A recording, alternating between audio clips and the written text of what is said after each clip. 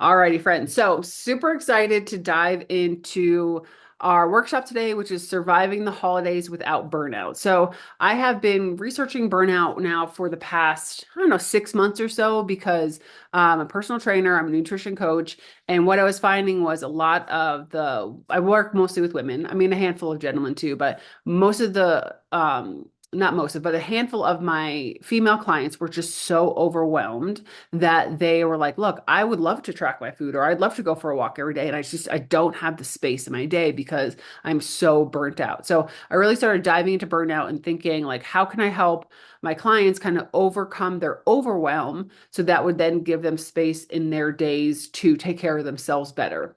So I'm going to share this a little bit at the end, but I came up with a course called Burnout to Bliss that is designed to help that all year round. But, as we were ending the holidays, I thought, okay, let me do something specific on holiday burnout because that is definitely a thing that can affect a lot of us. So, if you don't know me, I'm Becky. This is my family. My husband, Jim, oldest son, Joshua. I'm actually sitting in his room.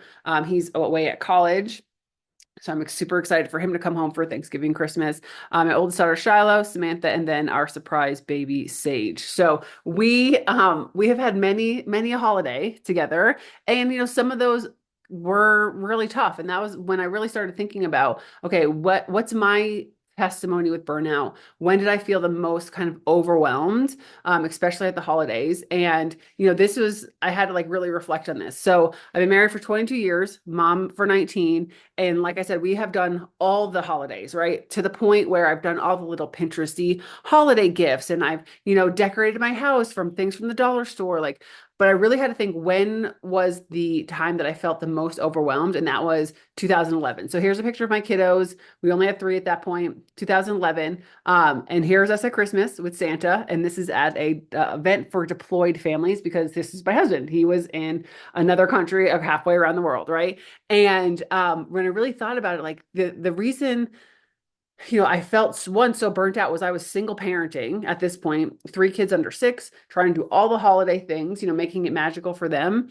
And I was literally just surviving. And one of the things that, struck me is when I went back and looked, there were 32 pictures from December of 2011. Now, my husband, he loves photos, he loves video. So he literally will prop up a GoPro at Christmas and he will record the entire day, all the chaos, all the wrapping, all the dogs sniffing everything. And it struck me that like, man, I have 32 pictures from that year. Typically we probably have 300 and like a whole day's worth of video because he's kind of in charge of that. And so part of that challenge is when you're in that burnout where you're just surviving, it steals our memories, right? We get into that survival mode where we're not really being present, we're just surviving. And so that's what I really wanted to help prevent moving forward. Like now, what was that, 13 years ago, I have a much better grip on holiday expectations and how to balance things and just kind of giving up a lot of that unnecessarily self-induced stress. Like I will tell you, I was the mom who wanted to, bring the picture perfect cookies and do the cute little teacher gifts and, hand wrap everything. And over the years, I'm like, no, okay, maybe I'm going to spend my time doing some of this and not doing some of that. And so I've kind of grown in my holiday expectations and given up a lot. So that's kind of some of the things that I really wanted to share. So things that we're going to talk about managing burnout throughout the holidays is managing expectations, setting boundaries, self-care essentials, and then finding joy in the season. So we're just going to dive into each of these four things. You're going to see that this is a theme that kind of runs throughout all the burnout things that I teach are expectations, boundaries, self-care, and finding the true joy. Because like I said, a lot of times when we're dealing with burnout, we really do start just surviving and not really enjoying the moment. So the holiday burnout trap. Why are holidays so stressful? Well, one, our uptick in events and expectations and just the amount of things that you have to get done in the season, especially for parents or parents of, littles or school age or even high schools. There's pageants, there's performances, there's classroom parties, there's, again, like I said, the teacher gifts. And then not to mention, if you work in an office, then there's holiday parties and there's, this events at church and there's things in the community. There's so many events. Everyone wants to do something for the holidays.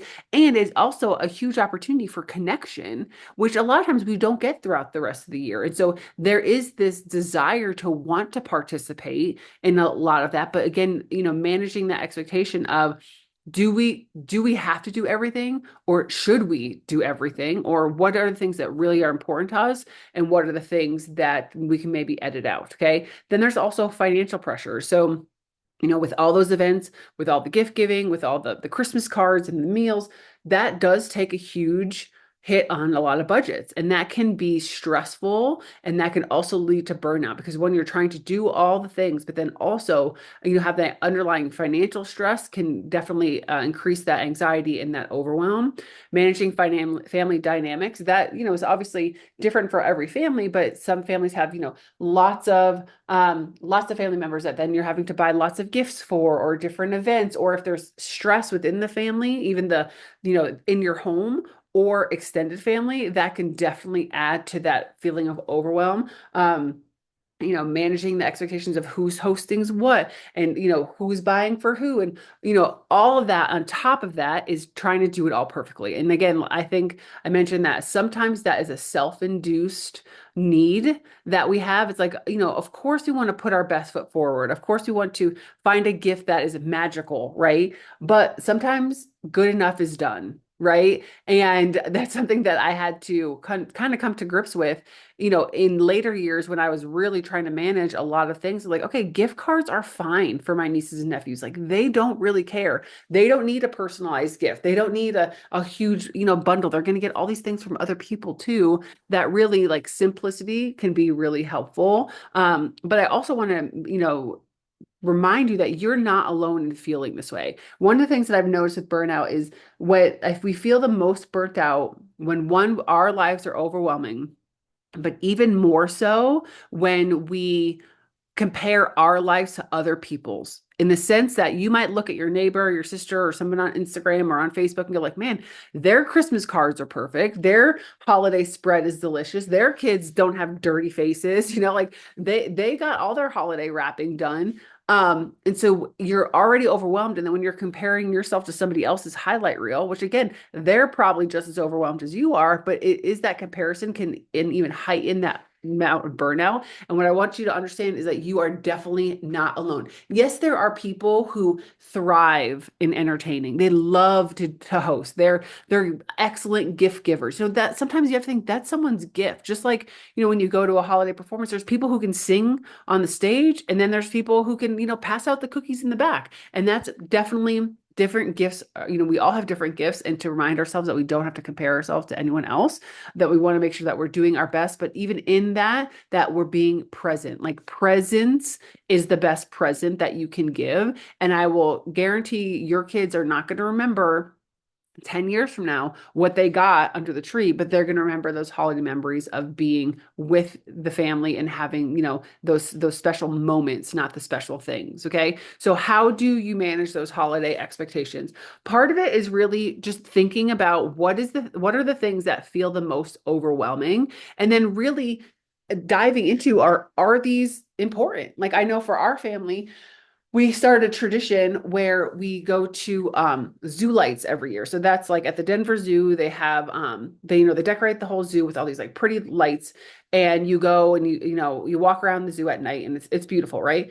It's typically freezing, right? And so we kind of had to say to our big kids this year, before we bought the tickets, like, do you guys still want to do this? Like, we've done it for so many years, but we really had to check in. Like, if you guys don't really want to do it, we don't have to do it. And the funny thing is, my oldest, who's in college, is like, oh yeah, I'm so excited. So we knew to keep that in the schedule. Whereas if they had been like, okay, nah, maybe not, then we wouldn't have kept it in there, right? So one of it is thinking of the things that feel overwhelming, even looking at all the things that maybe you've done in the past, and really evaluating, like, do we want to do this again?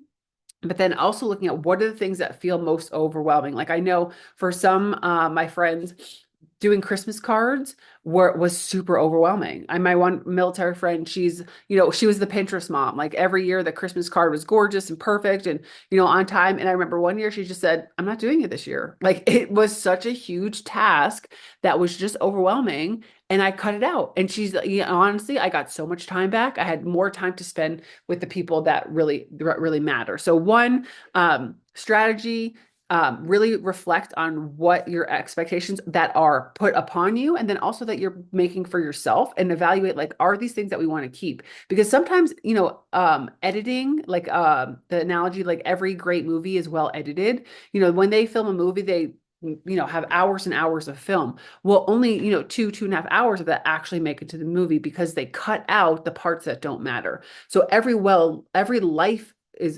excellent life is also well edited. So don't be afraid to edit things out, and then maybe have the space to try something new with your family, right? Simplify where possible. And then again, communicate with your loved ones, your immediate family, your extended family. One thing that we decided years ago was that we don't travel at the holidays. So my family is in North Carolina, Florida, Pennsylvania, New York. My husband's family is in New Hampshire and Massachusetts. We are the only oddballs in Colorado. So for us to go see families, we had to travel. We did that one time when our son was one. And we're like, yeah, we're never doing that again because it was so much. And then traveling with a toddler and all the toys and all the things. And it's like, no, we're not doing that again. So that was one thing that we just had to communicate with our family, like, hey, you guys are all more than welcome to come out here, but we're just not traveling. And we had to communicate that. Do we miss out on some of those extended family things? Yeah, but that's also a choice that we're making. So really focusing on communicating and making sure that it's a win-win for you and for, people that you're communicating with. And then, really focusing on when you are managing these expectations, you want to create meaningful moments rather than being perfect. We take pictures of everything now. So sometimes I think there's this pressure to make sure that it's picture worthy, or that, you're going to put it on the gram, or, but honestly, I have to say, I'm so thankful that we have pictures, because even looking back at old holiday memories, you forget some of these magical moments. But you want to make sure that you're creating the magic to make the magic, not just to create, the picture perfect moment. Okay. Setting boundaries. So this also comes back to, having to have some conversations, even within your home or within your workplace or with your family. Boundaries sometimes get a bad rap because they feel like you're putting up walls. But you have to remember that like walls have windows. Like sometimes you can allow a better flow of energy between you and other people by creating a boundary with a window that you're like, hey, we can adjust this as needed. So boundaries actually protect your energy, and they actually make sure that your relationship are better because one, you are putting some forethought into it. You're not just reacting. I'm sure, everyone can think about a stressful holiday situation or just a life situation where like, wow, that really could have been avoided by some more communication or by just like putting up a clear expectation. So common holiday boundary challenges are saying yes to everything. We kind of talked about that with the schedule. Don't overdo it to the point where, you have your kids and they're like, you're going to go see Santa, and then you're going to go shopping, and then you're going to go out for lunch. And then by the end of the day, everyone is cranky. And why? Because you said yes to all these things when really, picking and choosing and maybe spacing some things out would have made it a much better experience for everyone. So don't say yes to everything, like really pick and choose. As far as hosting demands, if you like to host.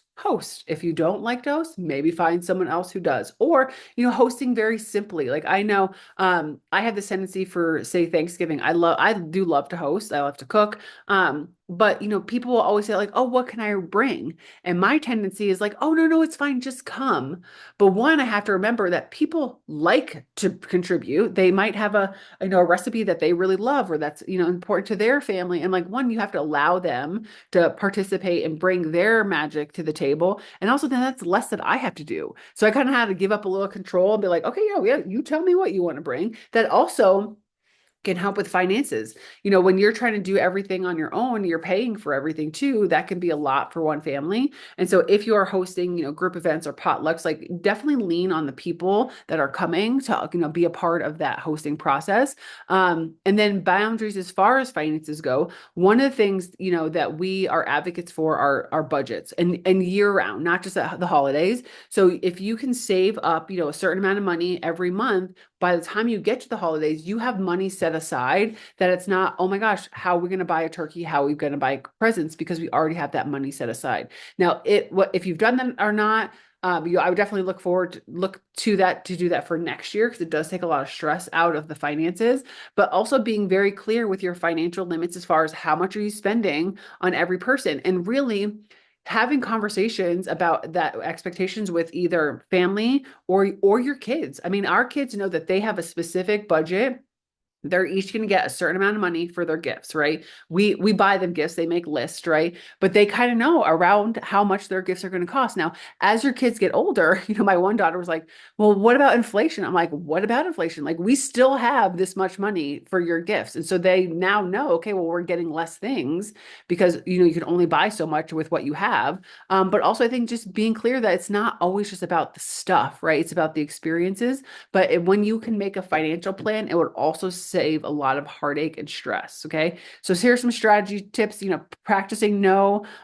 You don't have to say yes to everything. Decide on the non-negotiables, like the things that are super important that you have to keep. And then there might be some other things that you can edit out. And then also make sure you're having some self-care activities in there. And then, there might be something that is kind of, I don't want to say haunting you, but in the back of your mind, like, okay, I know this is a problem every year, or this feels uncomfortable. And maybe that's something that do need to kind of address. Like I said, we are going to have some bonuses that come with the replay of this video. And one of those is a boundary setting guide that has literal verbiage to use on what do you say in this situation? What do you say? Not they need to use it word for word, but sometimes it's just nice to have ideas of ways to say things nicely that are also impactful to keep those boundaries. Because again, a lot of times we are overwhelmed because of either self-induced things or sometimes because of things that are put on us by other people. And that's where the boundaries come in. Okay.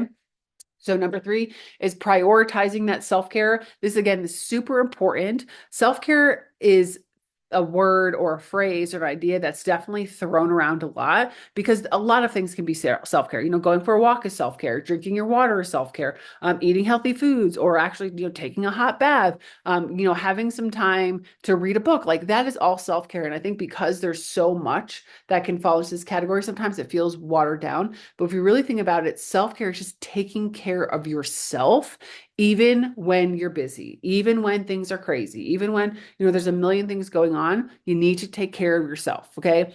There is a self-care guide on my website. If you don't have that already, it's a free download. I could also put that link in the email that goes along with this. But again, just simple things can go a long way.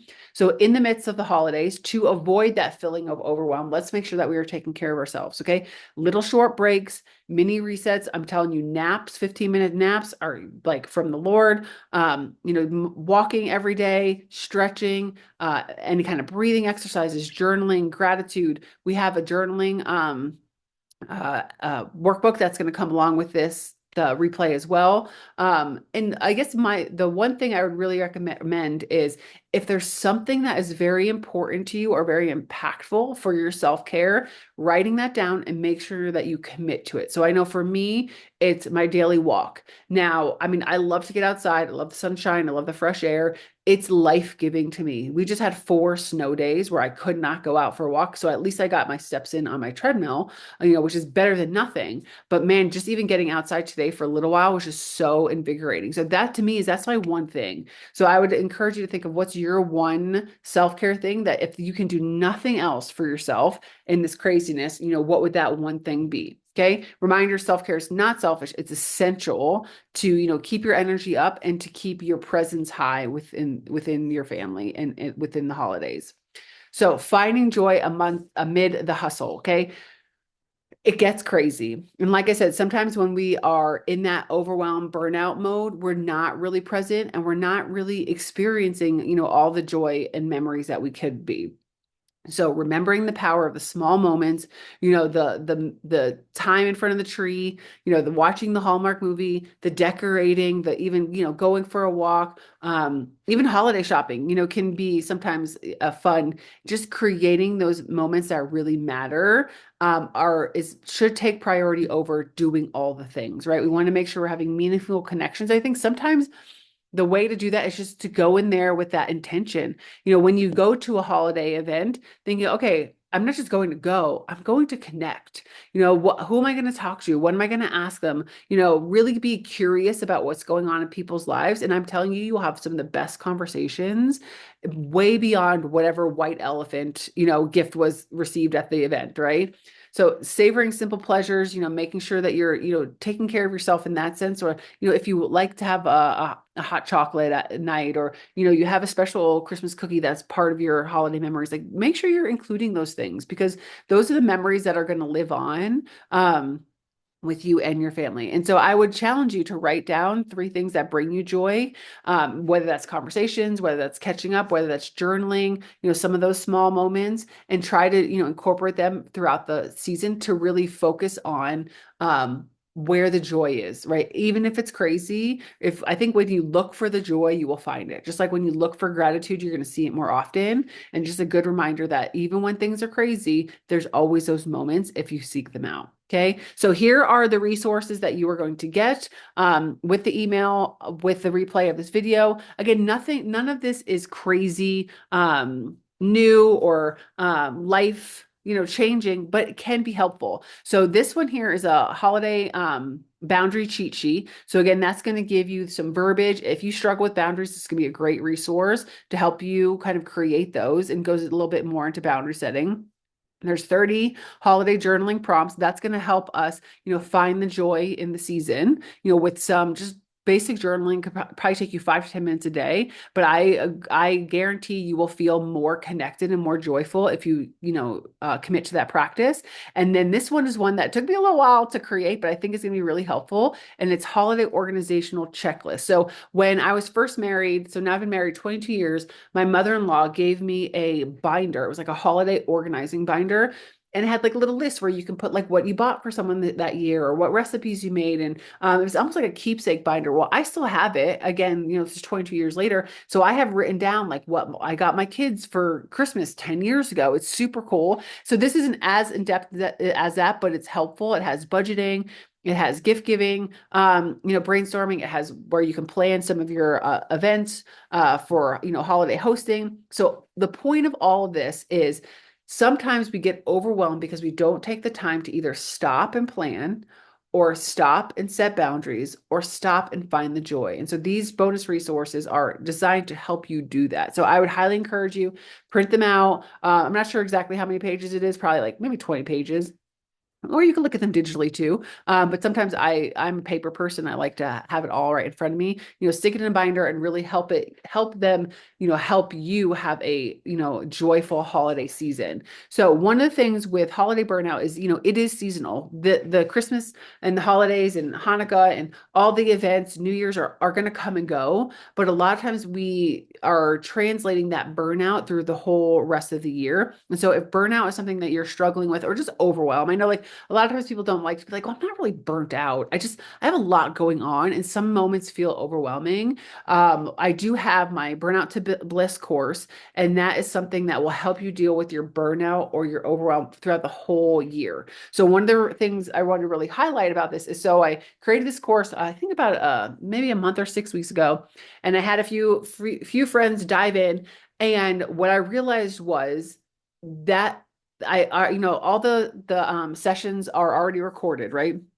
So it's all about boundaries. It's all about self-care. You're going to see a lot of these themes throughout, ongoing stress management, rediscovering your joy, and then creating that blissful life. So I created the course, but then I realized, I think this would be better delivered and more effective if I could do it live with a community. And so one of the reasons I really wanted to highlight this is, so this Burnout to Bliss course is already available, but what is happening is I'm actually going to start teaching it live next week. So All 6 sessions will be just like this, a Zoom class, but then with more interaction and more, community support to go through the sessions together. It also comes with discovering your values, a quick start to self-care, again, a mastery on boundaries, and then a 30-day journaling, mindfulness journaling challenge that you can do whenever you want. So with that, you would get the live courses, you get all the holiday bonuses, plus you get the 4 bonuses from the normal Burnout Bliss, all for $47.